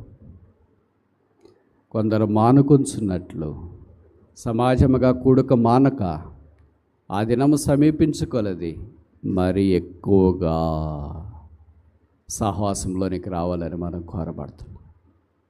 సహవాసంలో పోరాటాలు ఉన్నాయి. మీరు అనొచ్చు, బ్రదర్ చాలా కష్టం బ్రదర్ ఉండడం అని. కష్టమే మరి. ఆఫీస్లో కష్టం లేదు నాకు అనేవాళ్ళు చేయొద్దండి. ఉన్నారు కదా ఇక్కడ ఎస్ఓలు, ఏఎస్ఓలు, డాక్టర్లు, ఇంజనీర్లు, టీచర్లు. మాకు ఏమీ కష్టం లేదనే వాళ్ళు చేయొద్దండి. ఆఫీస్కి పోవాలంటే ఇప్పటి నుండే భయం వేస్తుంది, రేపు ఆఫీస్కి ఎట్టు పోవాలబ్బా, స్కూల్కి ఎలాగెళ్ళాలని భయం వేస్తుంది. పిల్లలకి మండే ఫీవర్ ఉండేది ఇంతకుముందు, ఇప్పుడు వాళ్ళకి పోయింది, మనకు వచ్చింది. ఏదో శని ఆదివారాలు మర్చిపోయి వాక్యం అనే ప్రభు సన్నిధిలో బాగా విన్నాము. రాత్రి పడుకుంటే నేను నిద్ర పట్టదు బ్రదర్. ఎందుకు బ్రదర్? నెక్స్ట్ వీక్ అంతా ఉద్యోగం, కొత్త యాప్లు వచ్చినాయి, సిస్టంలు వచ్చినాయి, ఆఫీసర్లు తిడుతున్నారు, రకరకాల టార్చర్లు, బాధలు, చెప్పుకోలేము, బయటికి మాట్లాడలేము. ఇంటికి వస్తే భార్య, పిల్లలు, ఇవన్నీ పోరాటాలు. ఉద్యోగం వచ్చేదాకా ఏమంటామంటే బ్రదర్ ఏదో ఒక ఉద్యోగం వచ్చేటట్లు ప్రార్థించి. యవనస్తులు చెప్తుంటారు మా దగ్గరికి, బ్రదర్ ఏదో ఒక ఉద్యోగం వచ్చిన. సరే, ఇప్పుడు ఉద్యోగం వచ్చిన వాళ్ళు అడగండి ఎట్లన్నా అని. ఎప్పుడు రిటైర్డ్ అయిదామా అని ఎదురు చూస్తున్నా నేను కూడా. ఉద్యోగం వచ్చిన వాళ్ళు ఇప్పుడు ఏం చేస్తున్నారు? రిటైర్మెంట్ కొరకు, విఆర్ఎస్ కొరకు ఎదురు చూస్తున్నారు. ఇంక చేయలేము బ్రదర్, చేత కాదు బ్రదర్. పాతకాలంలో గవర్నమెంట్ ఉద్యోగం అంటే చాలా కంఫర్టబుల్గా అనిపించేది, తేలిగ్గా. టీచర్ ఉద్యోగం అంటే ఉదయాన్నే లేయడము, అంత సర్దుకోవడము, బుట్టల బ్యాగ్గా మీరు కర్రల బ్యాగ్ అంటారా, దాంట్లో బాక్సులు, లంచ్ బాక్సులు పెట్టుకోవడం, నాప్కిన్ పెట్టుకోవడం, వాటర్ బాటిల్ పెట్టుకోవడం, దాన్ని తీసుకొని బయటకు వస్తే షేర్ ఆటో ఉంటుంది, ఆపితే అక్కడ నిలబడి మన స్కూల్ దగ్గర వదులుతుంది. 4 గంటలు అయిపోయిన తర్వాత స్కూల్లో నుండి బయలుదేరి మళ్ళీ ఖాళీ బ్యాగ్తో వచ్చి ఆటోలో కూర్చుంటే ఇంటి దగ్గర వదిలేస్తుంది. ఎట్లుంది అక్క వచ్చాం? చాలా బాగుంది కదా, ప్రార్థన. ఇప్పుడు అట్ట కాదు, బుట్టల బ్యాగే తీసుకుంటావు కానీ ఆ షేర్ ఆటోలో కుదరట్లేదు. ఇంకా అర్లీకి వెళ్ళాల్సి వస్తుంది, ఇంకా యాప్లు ఉంటాయి, ఇంకా ఫోటోలు అప్లోడ్ చేయాల్సి వస్తుంది, ఇంకా అటెండెన్స్ ఎవరో ఊర్లో వాళ్ళు వస్తారు, వాళ్ళు తిడతారు, వీళ్ళు తిడతారు, వాళ్ళు మాట్లాడతారు, వీళ్ళు మాట్లాడతారు, చదువులేని వాళ్ళంతా వచ్చి మీ మీద దౌర్జన్యం చేస్తున్నాయి. ఇలాంటివన్నీ జరిగేటప్పుడు అనిపిస్తుంది, ఇంత చదువు ఇట్లా వచ్చిందని ఏంటి,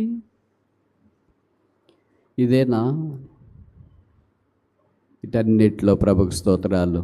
దేర్ ఆర్ ఫెయిత్ఫుల్ పీపుల్, నమ్మకమైన వారు దేవుని మందిరానికి వస్తున్నారు, వాళ్ళు ఉంటున్నారు, ప్రభుతో నిలబడుతున్నారు. ఇప్పుడు మనము ఈ మొదటి 4 రకాలైన ప్రజలతో కాకుండా 5వ రకం ఫెయిత్ఫుల్ పీపుల్. నమ్మకంగా ప్రభు పరిస్థితులు ఏమైనా, కొన్నిసార్లు మనకు బాధలు ఉంటాయి, ఇంట్లోనే ఉంటాం, రాలేం. ఏం బ్రదర్ మందిరానికి ఏం ముఖం పెట్టుకొని పోవాలండి? బైబిల్లో అలాంటి వాళ్ళు కొంతమంది ఉన్నారు. వాళ్ళ బాధ ఉన్నప్పుడు మనం ఇంటి దగ్గర కూర్చొని ఏడుస్తాం, అది మానవ నైస్యము. ఆ ఏడుపు ఏదో ఇక్కడికి వచ్చి ఏడిస్తే బాగుంటుంది కదా. ఇక్కడ కన్నీరు గారిస్తే విలువ ఉంటుంది, అక్కడ విలువ లేదని కదా. అక్కడ కూడా ప్రభు చూస్తాడు ఎక్కడైనా, కానీ ఆయన ఇంట్లో చూసేది వేరు కదా. అందుకే నువ్వు కన్నీరు విడుచుట సూచితని, నీ ప్రార్థన నేను అంగీకరించు. మీరు ప్రార్థన చేయడానికి కూడా శక్తి లేదనుకోండి, పర్వాలేదు, వచ్చేయండి. ఎవరో ప్రార్థన చేస్తుంటే మీకు భారం వస్తే ఏడ్చేయండి. ప్రభు మీ ప్రార్థన మాటలు చూడకపోయినా మీ కన్నీరు చూస్తాడు, ప్రభు పరిష్కారం ఇస్తాడు. అది దేవుడు చేసే పని. అందుకే 2వ రాజులు 25లో చెప్పబడింది, I have seen your tears, I have heard your prayers. నీవు కన్నీరు చూచినాను, నీ ప్రార్థన నేను అంగీకరించిన, నీకు సహాయం చేయటం కొరకే నేను వచ్చిన. బహుశా మనం ఇంట్లో కన్నీరు గారేసి తిరుగు పొరుగు లేదా మన ఇంట్లో వాళ్ళు అన్నది ఎప్పుడు ఏడుస్తాయి అమ్మాయి మాదిరి, లేదా భర్త ఏడుస్తూ ఉంటే భార్య బాధపడుతుంటుంది, మీరు ఏడిస్తే మా సంగతి ఏంటండి అని. ఇద్దరు ఏడిస్తే పిల్లలు ఏడుస్తారేమో, పిల్లలు ఏడిస్తే తల్లిదండ్రులు ఏడుస్తారేమో, అంతే ఇల్లంతా ఏడుపైపోయింది, ఇంకేం చేస్తాము అని అనుకుంటాము. నిరీక్షణ కలిగిన మనమే ఇలాంటి దుఃఖ సాగరం కూడా వెళ్తుంటే నిరీక్షణ లేని లోకం సంగతి ఏంటి? వారికి నిరీక్షణ లేదు దేవుడు సాయం చేస్తాడని, వారికి నిరీక్షణ లేదు ప్రార్థన ఆలకించబడుతుందని, వారికి నిరీక్షణ లేదు ఈ శ్రమలు క్షణకాలమని, వాళ్ళకి నిరీక్షణ లేదు ఈ శ్రమల్లో ప్రభు మనల్ని ఆదరిస్తాడని, వాళ్ళకి నిరీక్షణ లేదు ఈ శ్రమలు అయిపోయిన తర్వాత మనం మహిమలో ప్రవేశిస్తామని. మరి వాళ్ళ సంగతి ఏంటి? ఇంకా వాళ్ళే చాలాసార్లు ధైర్యంగా ఉంటారు, మనకే ధైర్యం చెప్తారు.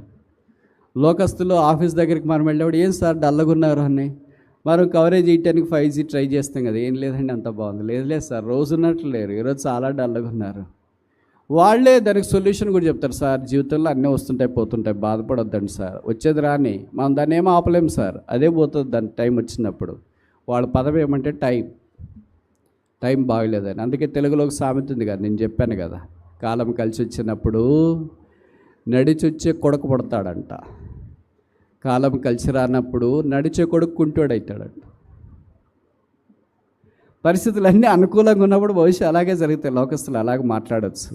ప్రభుకు స్తోత్రాలు. కాలములు సమయములు ఆధీనమందు వచ్చుకున్నాడు ఆయన. మన కన్నీరు చూస్తాడు, మన బాధ చూస్తాడు, మన వేదన చూస్తాడు, మన కృంగుదల, మన గాయాలన్నీ చూసి ఆయన మనకు సహాయం చేయడానికి వస్తాడు. ఇదిగో నేను వస్తున్నాను, నేను రాబోతున్నాను. ప్రభు వచ్చినప్పుడు మన బాధలన్నీ తొలగించబడతాయి. ఇప్పటిదాకా మనం ఎన్ని చూసాం? 3 విషయాలు. మొదటిది ఏంటి? సప్లికేషన్, ప్రార్థన. రెండవది ఏంటి? స్క్రిప్చర్స్, వాక్యము. మూడవది ఏంటి? శాంక్చురీ, పరిశుద్ధ స్థలం. ఇంతటితో మనం ముగించడానికి ప్రయత్నం చేస్తాం.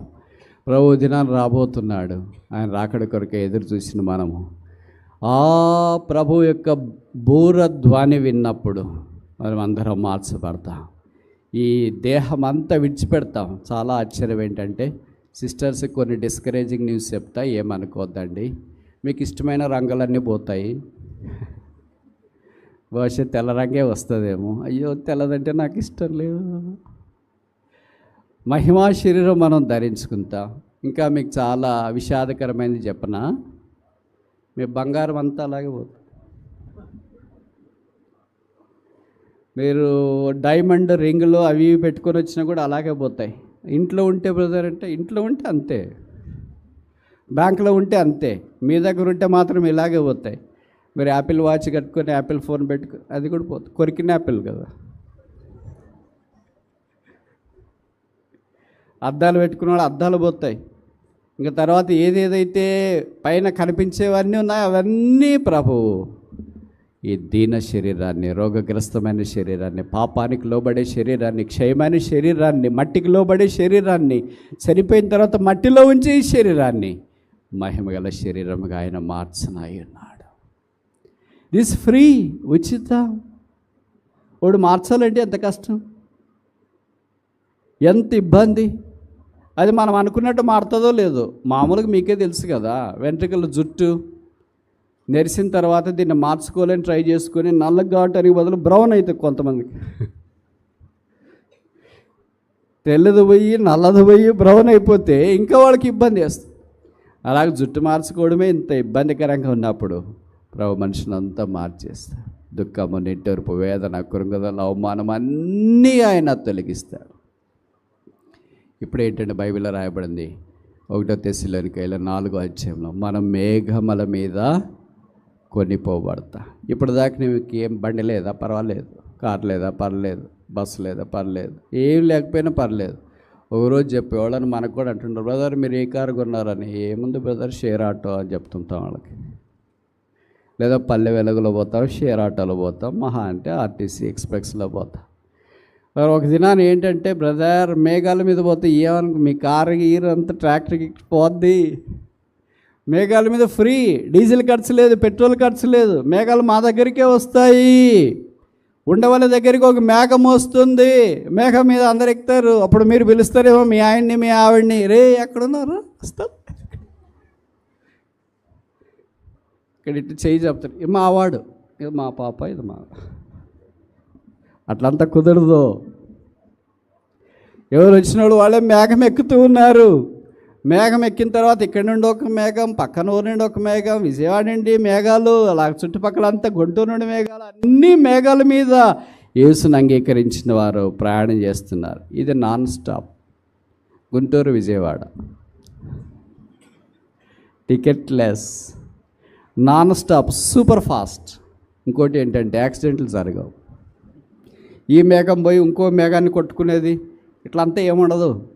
ఎన్ని మేఘాలు వస్తాయి భారతదేశంలోనే, ఇన్ని మేఘాలు వస్తే అమెరికాలో నుండి ఇంకా మేఘాలు రావాలా, ఆసియా నుండి మేఘాలు రావాలా, ఆస్ట్రేలియా నుండి మేఘాలు రావాలా, తర్వాత యూరోప్ నుండి రావాలా, యూకే నుండి రావాలా. అందరూ మేఘమండలం మీద కొనిపోబడదురు. కొనిపోబడిన తర్వాత మేఘాలు అన్నీ వచ్చి అక్కడ, అక్క బాగున్నారు, ఇక్కడికి వచ్చి మీరు వేరే డ్రెస్ వేసుకుని వచ్చింది,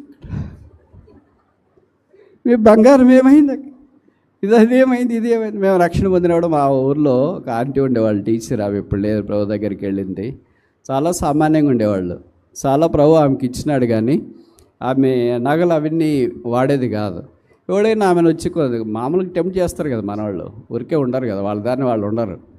ఏంటక్క మీరు ఇట్లుండి మీ పిల్లలు ఏదో ఒకటి బంగారం కొనుక్కోవాలి, సమాజంలో చూస్తున్నాం కదా అది ఇది. అయ్యో బ్రదర్, కాళ్ళ కిందేసి తొక్కతా మీ బంగారం పరలోక రాజ్యంలో.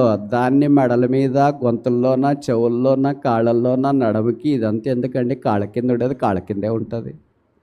అది ఇక్కడ కాదు కదా అక్కడంటే, అక్కడిది ఇక్కడే చూస్తున్నాం. అందుకనే పాట ఉంది కదా, ఆహా బూర ఎప్పుడో ధ్వనించును, ఆహా నా ఆశ ఎప్పుడో తీరుతుందో, బంగారు వీధులలో తిరిగేదాన్ని నేను. ఆ బంగారు వీధులు ఇక్కడ సిమెంట్ రోడ్లో తిరగటానికే ఎట్లుంది మా రోడ్ క్యాపిటల్స్. పరలోక రాజ్యంలో అన్నీ బంగారు వీధులే. అక్కడ కాంట్రాక్టర్లు అది ఇది బిల్లు పేమెంట్లు అది ఏం ఇబ్బందులు ఉండవు. బంగారంతో తయారు చేసిన రోడ్లోకి వెళ్తారు. మీరు చూసిన తర్వాత అనుకుంటారు, అయ్యో కాళ్ళ కింద ఉంది బంగారం, కొద్దిగానే తీసుకొని చెవుల్లో పెట్టుకుంటారు. దేవదూతలు పక్కన వస్తుంటారు, ఏమక్క ఇక్కడ ఆగావు? ఏం లేదు, చూడబుద్ధి అయింది, బంగారు రోడ్లు అందుకే చూస్తాం, ఇక్కడ 24 క్యారెట్స్ గోల్డ్, ప్యూర్ గోల్డ్ కదా అని. మీకు తెలుసు కదా, ఆదికాండం 2వ అధ్యాయంలో ఒక నది 4 భాగాలైంది. హవిలా దేశము, ఆ దేశములో బంగారం ఉన్నది. ఆ బంగారం ఎలాంటిది?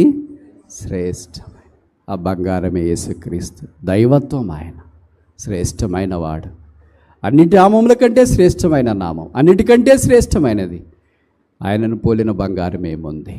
ఆయనను చూస్తాం, ఆయనతో పాటు ఉంటాం, ఆయన వలే ఉంటాం, ఆయనతోనే మనం సదాకాలం ఉంటాం. దుఃఖము, నిట్టూర్పు, వేదన అన్నీ వదినాన్ని తొలగిపోతాయి. చూడండి, లోకంలో ఏ ఊరైనా హాస్పిటల్ లేని ఊర్లు ఉన్నాయి, స్కూళ్ళు లేని ఊర్లు ఉన్నాయి, మెడికల్ సెంటర్స్ లేని ఊర్లు ఉన్నాయి, తర్వాత సదుపాయాలు లేని ఊర్లు ఉన్నాయి, రైల్వే స్టేషన్ లేని ఊర్లు ఉన్నాయి, బస్సులు లేని బస్ స్టాండ్లు లేని ఊర్లు ఉన్నాయి. కానీ ప్రతి ఊర్లో ఇది ఖచ్చితంగా ఉంటుంది, ఒకటి. దాని పేరు శ్మశానం. మా ఊర్లో శ్మశానం లేదనే వాళ్ళు చేయొద్దండి. మా ఊర్లో బడి లేదంటే చాలామంది చేయొత్తారు, హాస్పిటల్ లేదంటే, రైల్వే స్టేషన్ లేదంటే, బస్ స్టాండ్ లేదంటే, ఎయిర్పోర్ట్ లేదంటే చాలామంది చేయొత్తారు. కానీ మా ఊర్లో శ్మశానం లేదు. శ్మశానం ఏ జ్ఞాపకం చేస్తుంది? మరణానికి జ్ఞాపకం చేస్తుంది. యేసుని ఎరగినా ఎరకపోయినా, ఒక మనిషి బ్రతికున్నంత దాకా మనిషి పేరు అక్క, అన్న అంటారు. చనిపోయిన తర్వాత ఆ అన్నని ఎక్కడ పెట్టారని అడుగుతారా? లాంగ్వేజ్ మారుతుంది. బ్రదర్ బాడీ ఎక్కడ పెట్టారు? అప్పటిదాకా అన్న ఎలాగున్నాడు, అక్క ఎలాగున్నాడు, ఇప్పుడు పేరు మారింది. నిటారుగా నిలబడి మాట్లాడే అన్న ఇప్పుడు ఏమయ్యాడు? పడుకుంటూ ఉన్నాడు. మనకు తెలుసు కదా, లోకంలో చెప్తా ఉంటారు, కూర్చున్నప్పుడు దండేస్తే సన్మానం అంటారు, పడుకున్నప్పుడు దండేస్తే తెలుగు రాదు కదా, అంత ఇంగ్లీష్ మీడియమా?